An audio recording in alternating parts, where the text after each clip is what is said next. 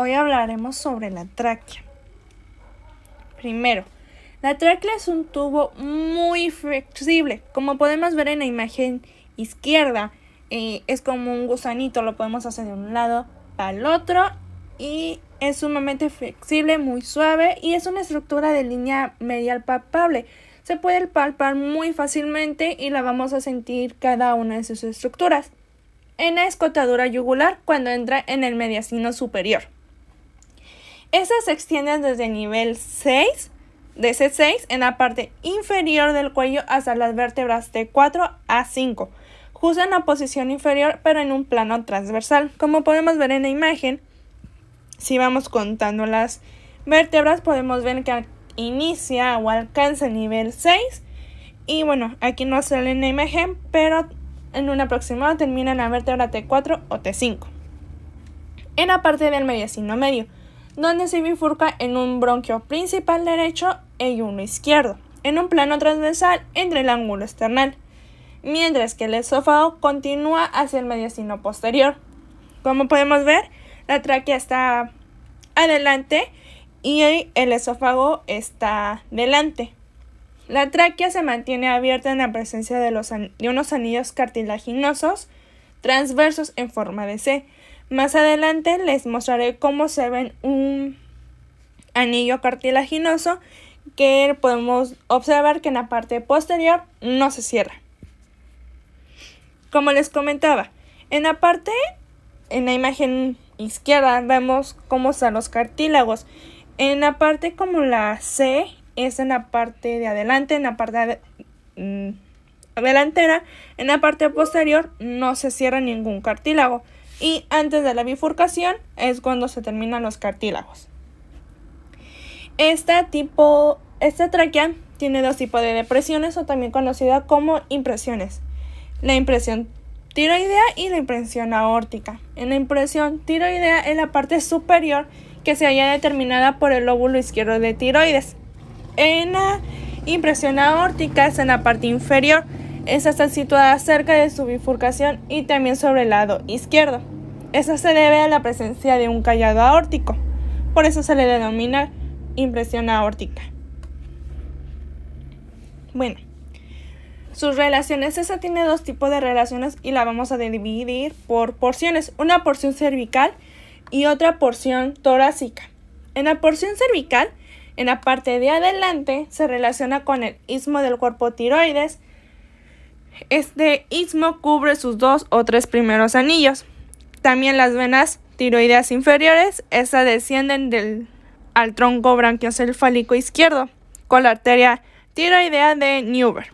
Esa es cuando existe. También con los músculos esternotiroideos y esternoioideos. Esos son envueltos por unas vainas dependientes de la aponeurosis cervical. En la parte de atrás corresponde al esófago, que la desborda hacia la izquierda y a la cual está unida por tejido celular y fibras elásticas. En la parte de los lados está colocada entre los lóbulos del cuerpo tiroides. En su parte superior, más abajo, se relaciona con el paquete vascular y nervioso del cuello, con la carótida primitiva, la vena yugular y con el nervio neumogástrico. Además, con las arterias tiroideas inferior y vertebral y con los dos nervios recurrentes. En la parte de la porción torácica, en la parte de adelante, está con el tronco venoso braquiocefálico izquierdo, que la cruza y más superficialmente con el timo, el músculo esternotiroideo y la primera pieza del esternón. En la parte de más abajo, con el callado aórtico, que la cruza con las ramas que desprenden del tronco braquiocefálico de la derecha y carótida primitiva izquierda. En la parte de atrás se relaciona con el esófago, que la separa de la columna vertebral. Por el lado izquierdo con las pleuras medias tínicas, que la separa del pulmón, con el nervio recurrente de ese lado y con el callado aórtico a la derecha. Esta relación igualmente con la pleura y con el pulmón de ese mismo lado, con la vena cava superior y la vena ácigos, que la cruza por delante. Cuando empieza a nivel de su bifurcación, esa se relaciona en la parte de adelante con el pericardio y a través de él con las aurículas, también en la parte de adelante, pero en el lado inferior se encuentra la bifurcación de la arteria pulmonar y especialmente su rama derecha.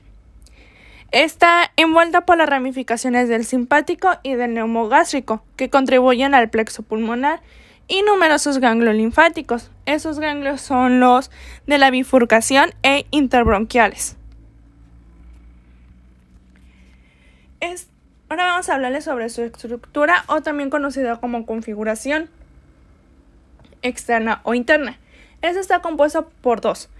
En la externa, que es la sección fibrosa y cartilaginosa, también conocida como envoltura fibrocartilaginosa, y la porción interna, que es la mucosa. En la porción externa, es una membrana fibrosa, como está señalado. La membrana es la que, vamos a llamar así, la que une los dos anillos. Esta forma parte del tubo que se continúa por arriba del pericondrio, del cartílago cricoides, y por abajo con la envoltura externa de los bronquios. En la parte de los anillos son numerosos de 15 a 20 y miden de 2 a 4 milímetros de altura.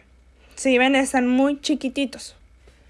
Y están comprendidos en el espesor de la membrana fibrosa, que se desdobla para alojarlos. Estos anillos son incompletos y les falta el cuarto o el quinto posterior. Y además son muy irregulares, no solo en sus dimensiones, sino también en su dirección.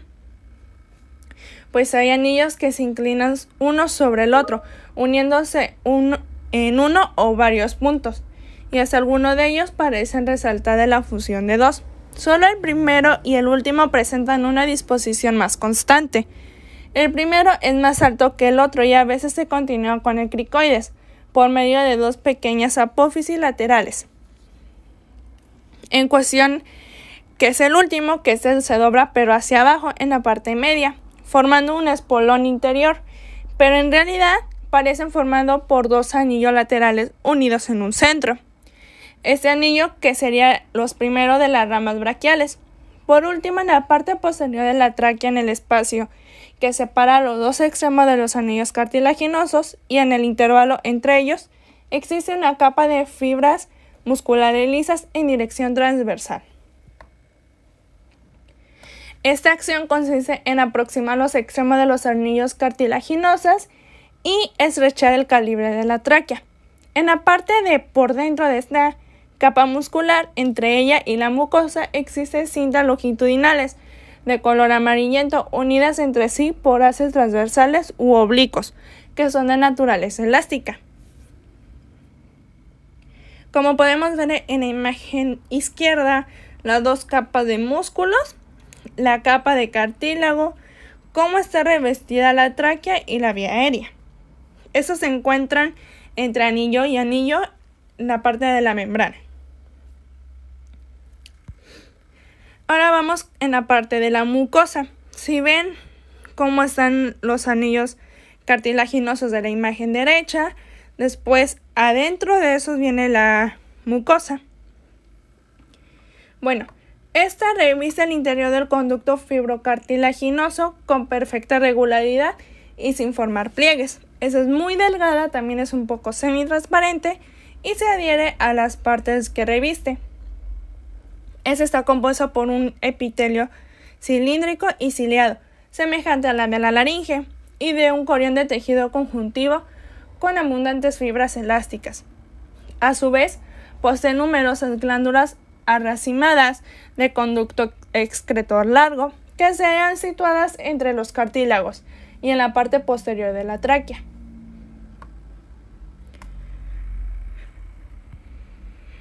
Ya casi llegamos al final, no falta nada. Ahora vamos a hablar sobre la irrigación, el drenaje venoso y a su vez el drenaje linfático. La irrigación por medio de las arterias son las que derivan de las tiroideas superiores, de las inferiores, de las tímicas y de la bronquial derecha.